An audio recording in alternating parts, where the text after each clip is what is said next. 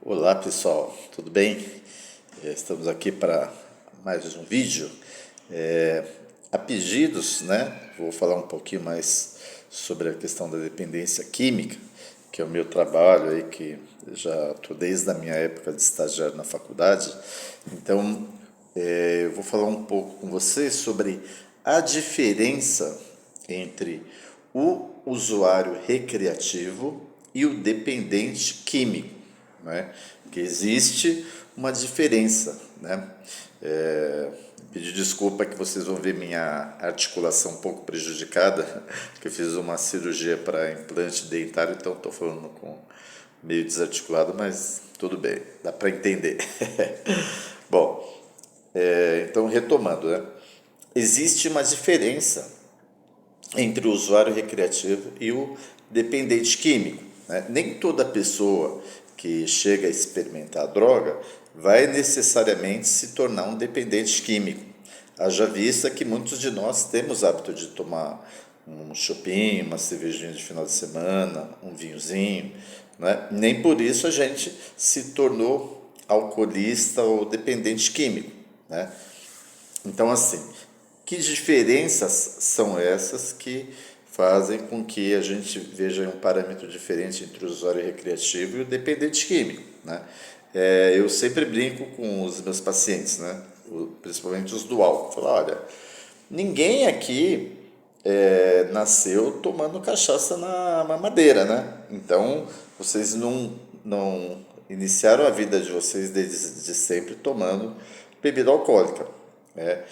Bom, se bem que há ressalvas, né? Porque o que acontece? Se durante a gestação a mãe faz uso da bebida alcoólica ou faz uso de alguma outra substância química, através do cordão umbilical, essas substâncias passam para a criança, né? Via corrente sanguínea e desde a formação do feto até o momento do nascimento do bebê, ele está tendo acesso a essas substâncias químicas, né?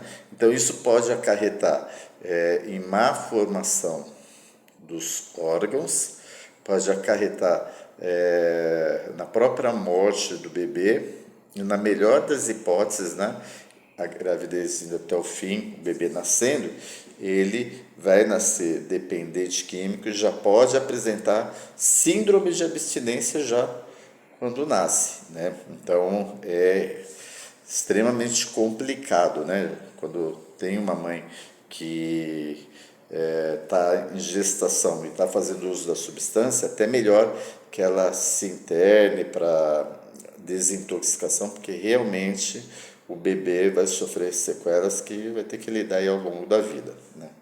Bom, mas fora isso, geralmente quando a pessoa se inicia no uso da droga, ela inicia assim como uma forma de diversão, ou uma experiência de experimentar, né? Experiência de experimentar é ótimo, né? Mas assim, de matar a curiosidade, às vezes uma forma de socialização com um grupo de amigos. Isso acontece principalmente na adolescência, né? Então a pessoa vai para balada, para estar numa reunião de socialização, ou ali no grupinho de amigos, a bebida ou mesmo a droga, ela pode servir ali como um ritual de socialização, né? As substâncias químicas, as drogas sempre fizeram parte da história da humanidade, né? Não é de hoje, né? Isso acontece desde sempre na história da humanidade. Então, geralmente quando a pessoa começa a fazer uso da substância é nessa linha da diversão, né? Mas o que faz com que ela se torne dependente químico, né? Primeiro porque nós temos no cérebro um mecanismo que se chama mecanismo de neuroadaptação. Então, se você começa a usar uma substância química, o cérebro vai se adaptando a essa substância e aquele efeito de prazer que a substância inicialmente, com aquela quantidade, você conseguir aquele nível de prazer, você passa a ter que aumentar a quantidade e a frequência para obter aquele nível de prazer inicial. Então, esse mecanismo chama-se mecanismo de tolerância, né? E é através desse mecanismo que começa a se instaurar a dependência química, né? Bom, mas e em que momento que a pessoa se torna dependente, né? Quando se instala esse mecanismo da neuroadaptação, é o início do processo da dependência química, né? Então, determinadas substâncias, que nem hoje em dia a gente tem aí esse K2, o crack, que são substâncias com uma rapidez assim de desencadeamento da dependência química, né?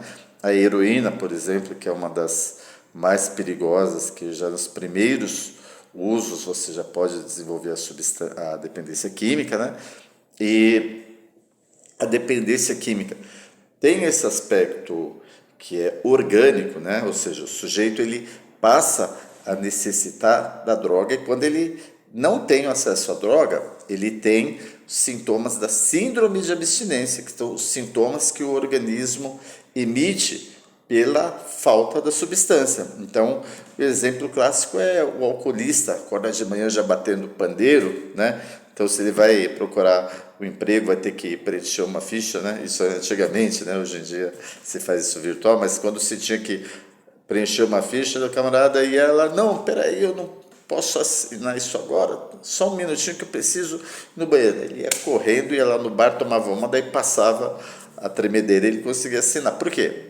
A síndrome de abstinência vai desde os tremores, do chamado delirium tremens, alucinações, delírio, convulsões, tem uma série de sintomas orgânicos que são os sintomas da síndrome de abstinência, né? Então, assim, esse é um aspecto físico, mas emocionalmente a dependência se instala quando a vida da pessoa toda gira em torno da droga, né? Ela abandona o trabalho, a vida produtiva, a vida econômica, a vida familiar, todos os aspectos da vida da pessoa acabam ficando em segundo plano, né? Tudo gira em torno da droga, né? Então, a partir de qual momento isso inicia? No uso recreativo, a pessoa ela faz uso da substância, mas é naquele nível em que ela não perde o controle, né? É uma forma dela sentir prazer, se socializar, sem necessariamente se prejudicar. Então, a pessoa pode estar lá no churrasco, tomou todas, no outro dia vai trabalhar, a vida que segue. Então, ela passa a semana sem precisar beber, sem precisar usar droga. Agora, no momento que a frequência do uso aumenta e a droga passa a ter uma importância emocional cada vez maior na vida da pessoa, então é o momento que a dependência química começa a se instalar, né? Vocês podem perguntar, pô, Roger, mas vem cá, o cara que durante a semana ele trabalha direitinho, faz tudo correto, e aí no final de semana que ele enche a cara. Esse cara é um dependente químico, né? A gente tem que observar alguns padrões. Então tem aquele camarada que ele trabalha direitinho durante a semana, faz todas as suas atividades, só que quando chega no final de semana e que ele enche a cara, o que ele faz? Ele bate na esposa, ele atropela alguém no trânsito, bate o carro, dá uma facada, toma facada, aquele cara que faz o diabo a quatro no fim de semana quando ele bebe, né? Então, o que é isso? É um uso que coloca em risco a vida dele e a vida de terceiros, né? Tudo bem, ele trabalha durante a semana, leva tudo normal, só que quando chega no final de semana e ele entra em contato com a substância, ele perde totalmente o controle e se coloca em risco. Então, nesse caso, a gente entende como um processo de dependência, né? Aí o camarada que ele bebe todo dia, mas ele bebe só uma latinha de cerveja, né? É como eu falei, né?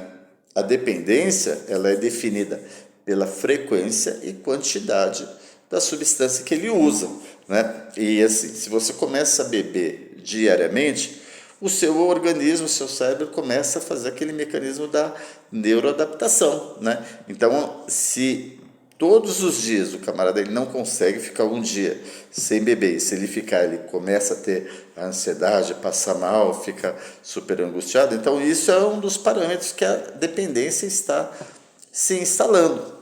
né? Mas assim, o que vai fazer com que um usuário recreativo se torne um dependente, né? Uma que assim, ninguém, exceto esses casos que eu falei, de durante a gestação a mãe da pessoa faz uso de substância, essa pessoa vai já nascer com comprometimento em relação a isso. Mas, no geral, as pessoas começam a fazer uso de alguma substância de forma recreativa, né? E aí o que acontece? Aquele prazer começa a ser associado a outras situações. Então o sujeito percebe que se ele tem que fazer uma entrevista de emprego, se ele tem que apresentar um trabalho na escola, ele vai e fuma uma maconhazinha, dá uma cheiradinha na cocaína, ou bebe uma cerveja, que ele fica mais relaxado e fica mais corajoso para executar aquela situação. Ou se ele vai na balada, ele não consegue se socializar com ninguém. Daí tá a menina lá paquerando ele quer chegar, conversar, fazer uma abordagem, mas não consegue porque se sente extremamente tímido. Daí ele vai lá, toma um gole ou dá uma cheirada, aí vai lá e consegue conversar, seduzir, se torna, né, cara,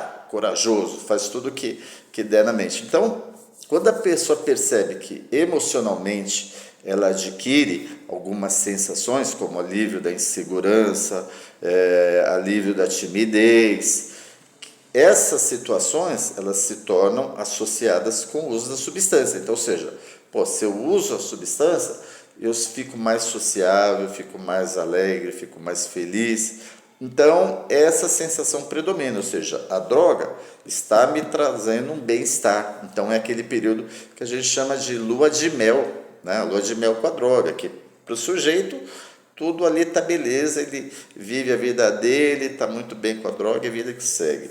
Só que aí chega um determinado momento que isso tende a se tornar um problema se essa frequência aumenta. Então, assim, o sujeito vai passar a noite toda cheirando, bebendo, e no outro dia não consegue chegar no horário do trabalho. Ou se ele consegue, ele se torna menos produtivo. Então ele começa a ter problema no trabalho, que pode acarretar numa demissão.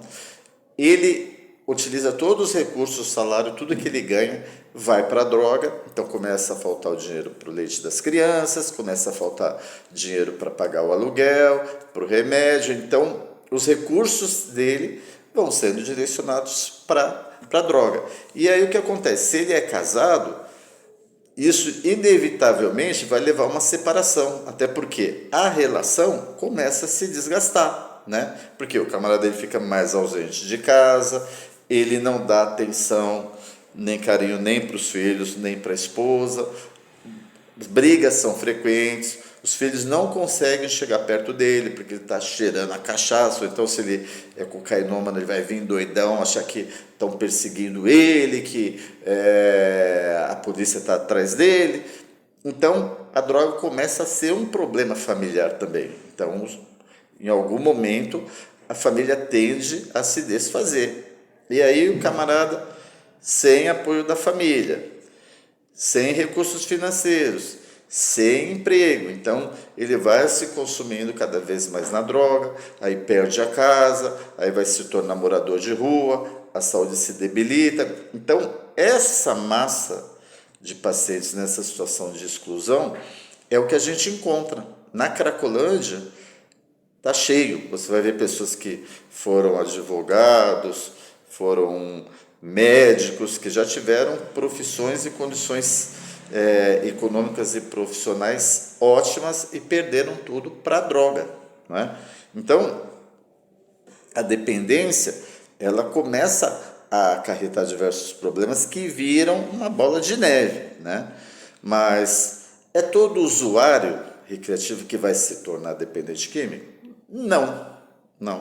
Tem pessoas que conseguem usar num nível que não cause grandes problemas. É difícil, mas tem. Bom, no álcool a gente sabe, né? Quem gosta de uma cervejinha, gosta de um vinhozinho, eu adoro, né? Então não tive problema, nunca tive problema com isso. E tem milhares de pessoas que também não têm esse problema. O que diferencia o usuário recreativo do dependente químico, que assim, o sujeito que vai se tornar dependente químico, ele tem algumas características em comum. Isso, quem trabalha bem é o vamos dizer, psicanalista, né? O psiquiatra, porque ele também tem uma grande influência da psicanálise, principalmente lacaniana, né? Francês, Claude Olivier-Stein, né? Que ele diz que no dependente químico você vai encontrar características específicas, né? Que ele fala assim, encontro de 3 fatores, que é o produto, né, no caso a substância química, né, uma personalidade de certa forma fragilizada e o momento sociocultural, que no caso aí abarca a família e a condição social do sujeito. Então, geralmente esse camarada que vai desenvolver a dependência química, ele já tem uma personalidade fragilizada, né? O que significa isso? Pode ser que ele tenha determinados conflitos emocionais que ele não consegue lidar de forma satisfatória. Pode ser que ele tenha uma pré-morbidade psiquiátrica, né? Que ele tenha algum transtorno de base que ainda não se manifestou, né? Então, essa é uma personalidade que é favorável para desenvolver um transtorno como o da dependência química. E ele vive num contexto sociocultural que muitas vezes se caracteriza por uma família adoecida, né? Eu já abordei isso antes, que geralmente a família do dependente químico, ela é adoecida, né? Porque a dependência química, sobretudo, é uma doença familiar, uma doença relacional, né? O paciente, ele tem a dependência química, que é a dependência de droga. O familiar tem o que a gente chama de codependência, que é a dependência do sofrimento que a droga traz. Então, se tem esse casamento, a família ela fica tão adoecida que ela se torna dependente daquela relação doentia. Não, aqui a nossa família é adoecida, é toda essa desgraça por causa da droga. Então, assim, o paciente ele é meio que o depositário ali, né? É o bode expiatório, né? Toda a doença está canalizada nele. E se ele tem uma breve melhora, a doença dos outros membros da família aparece, né? Então, por isso que no tratamento da dependência química a gente tem que tratar o paciente e o familiar, né?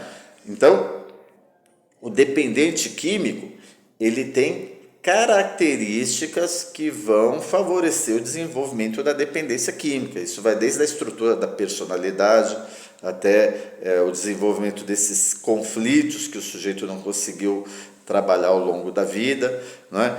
E por isso que eu digo que o tratamento tem que ser, né, conjunto. E o que acontece, né, o Claude Olivier-Stein fala da personalidade pré-mórbida, o ambiente familiar favorável, encontro com a substância. E se o sujeito com todas essas características, ele não encontrou a droga, né? Pode acontecer. Eu atendi um paciente semana passada que ele foi iniciar o uso da bebida aos 33 anos de idade, isso confirmado pela mãe. Então, assim, você vai ver na história dele que ele já tinha alguns conflitos, alguns problemas que predispunham ele para desenvolver, até porque o pai dele era alcoolista. Só que até então, ele tinha outros conflitos, não estava ainda na questão do uso da droga, porque ele não tinha encontrado a droga ainda. Aí, aos 33 anos, quando ele se separou, né, ou seja, uma situação de estresse emocional, que ele começou a beber. E aí desenvolveu a dependência rapidinho, né? Então, a gente tem esse encontro de 3 fatores. Geralmente, o usuário recreativo, se ele não tem essas características, dificilmente ele vai se tornar um dependente químico, mesmo se ele queira, não, eu quero, tal, o próprio organismo dele não aguenta. Mas, obviamente, que pode acontecer também. Você vê uma pessoa que aparentemente tem uma personalidade saudável, um núcleo familiar bacana, uma situação social bacana, e começa a usar nessa de uso recreativo, cheiro só de fim de semana, tal. Daí ele tem ali uma situação de estresse, como uma separação afetiva, a perda de um emprego, a perda de um ente querido, e a partir dessa perda ele intensifica o uso para lidar com aquela situação e acaba desenvolvendo a dependência. Isso pode acontecer, né?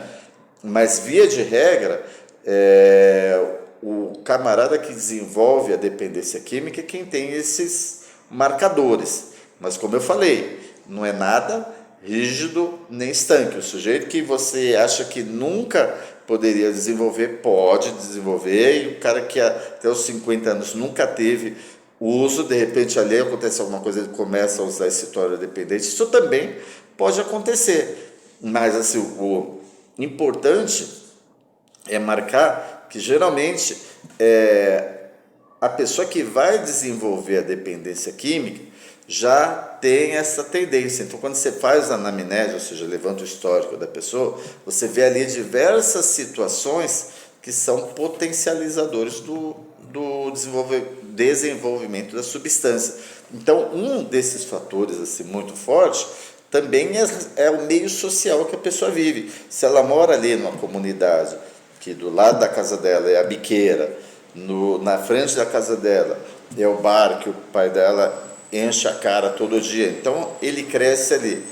Todo mundo usando droga, pegando droga do lado da casa dele. O bar que o pai dele vai lá encher na cara, que ele convive com isso. Então isso também pode influenciar ele a iniciar o uso cedo, né? Como eu falei no outro vídeo. Às vezes você encontra famílias que têm gerações e gerações de alcoolistas ou usuários de droga. Então tem todas essas influências, né? Mas desde sempre na história da humanidade, o homem sempre se utilizou de substâncias ou da própria natureza ou que foram manipuladas de alguma forma para ter uma alteração de consciência, né? Quando a gente vê aí na arqueologia a cultura e as histórias dos povos antigos, que esse uso de drogas ele tinha uma função ritualística, né? Era assim, utilizado muito em situações religiosas, né? De transe religioso. Você pensa aí naquela tribo que tem o pajé, que tem o xamã, que rituais de curandeirismo, as substâncias servindo como uma ponte de ligação com o mundo divino. Então, ao longo da humanidade, a gente tem essa fase de uso ritualístico, a gente tem uma fase também que as substâncias químicas são usadas pela medicina como forma de medicação, né? Freud utilizava a heroína como analgésico, né? Inclusive ele tinha um câncer de boca e utilizava a cocaína como analgésico. A própria papoula do Oriente, que é a base, né, do ópio, que dali deriva a heroína, a morfina, e esses ativos, aí, tanto os opiáceos quanto os opioides, sempre foram utilizados na medicina como analgésico, como utilização para problemas pulmonares, de tosse. Tem uma série de componentes aí que foram utilizados na medicina, né? Inclusive a morfina, que ficou famosa aí nesses últimos dias, que usaram aí, ficaram doidão, né? E não sabia o que estava postando, né? Mas a morfina, para causar esse tipo de efeito, tem que ser uma quantidade muito grande. Então, assim, essas substâncias químicas, né, que a gente hoje identifica como droga de abuso, já foram utilizadas medicinalmente, e hoje em dia a cannabis, né, de onde se faz a maconha, a cannabis ela tem mais de 60 princípios ativos, sendo que alguns desses princípios hoje em dia são tanto utilizados em pesquisa quanto na fabricação de medicamentos para distúrbios mentais, distúrbios alimentares, até alguns tipos de câncer. Então a gente tem toda essa como é que eu posso dizer, essa pluralidade de formas de utilização das substâncias químicas, né? Só que a nossa sociedade moderna tem esse fenômeno que é o da droga de abuso, né? Que é assim, diferente do uso medicinal, do uso ritualístico, né? A gente tem aí um uso que é para a pessoa ficar doidona, para curtir a balada, e que nisso, né, nesse processo, a sociedade moderna acabou trazendo essa dependência química como nós conhecemos hoje, né? Que é uma doença que infelizmente não tem cura, mas tem tratamento, né? Se a pessoa se empenhar no tratamento, ela consegue conviver durante muito tempo com a abstinência, né? Porque assim, nem todo paciente que vai tratar de dependência química tem como objetivo ficar abstinente. Muitas vezes o sujeito ele quer fazer uma redução de danos, ele não quer parar com o uso, mas ele quer chegar a um nível de uso em que ele não se prejudique, né? Ou isso é em relação ao tipo de droga. Eu quero parar com o crack, né? Pô, mas eu usar maconha me alivia e eu fico sem usar o crack. Ou então, se eu for usar, eu vou tomar os cuidados com hidratação, com alimentação, com higiene, ou seja, resgatar o cuidado de si, né? Mas o que a gente não pode fazer é bater o martelo e colocar na régua aqui. Toda pessoa que usou droga um dia vai se tornar dependente, né? Então a gente tem que ter um olhar mais profundo, sem preconceito, para ver que cada caso é um caso, né? Tem que se avaliar essa situação emocional do cuidado de si, a dinâmica familiar, como que esse sujeito ele lida com a produtividade dele, qual é o cuidado que ele tem com a saúde dele, né? Então, em linhas gerais, a gente pode aí estabelecer essas diferenças entre o uso recreativo da dependência química, ok? Espero que vocês tenham gostado do nosso vídeo. Por favor, dê a sua curtida, se gostou desse conteúdo, compartilhe com seus amigos, se inscreva no canal, indique o canal para os seus amigos, que aqui a gente trabalha tanto com a arte, com a música, quanto com a cultura das tradições religiosas, das questões de saúde mental, da psicanálise, da psicologia, e a gente se vê no próximo vídeo. Grande abraço!